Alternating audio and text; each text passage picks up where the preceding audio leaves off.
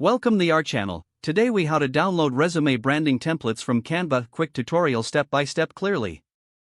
Open your web browser and navigate to canva.com. If you don't have an account, sign up for free or log in to your existing account. Once logged in, use the search bar at the top of the screen. Type resume templates into the search bar and hit enter. You will see a variety of resume templates displayed on your screen. Browse through the options and select a template that suits your style. Click on the chosen template to open it in the Canva editor. Once the template is open, make any necessary adjustments to personalize it. Edit text, change colors, and adjust layouts to fit your preferences. After you've customized your resume, look for the Share button in the top right corner. Click on the Share button and select the Download option from the drop-down menu. Choose your preferred file format, such as PDF or PNG. Make sure to select the appropriate options for quality if prompted. Click the Download button to save the file to your device.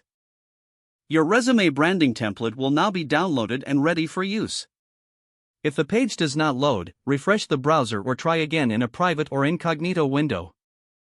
Make sure you are using the correct email address, then retype it carefully to avoid small typos.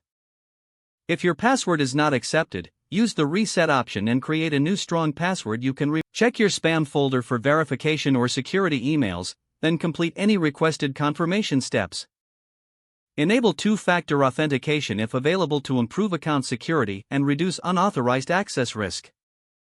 After signing in, review your profile details so your contact information and settings are accurate and current. If you see an error message, note it down and try again after restarting your device and internet connection. Log out when you finish, especially on shared devices, to keep your account and payment information secure. If the page does not load, refresh the browser or try again in a private or incognito window. Make sure you are using the correct email address, then retype it carefully to avoid small typos.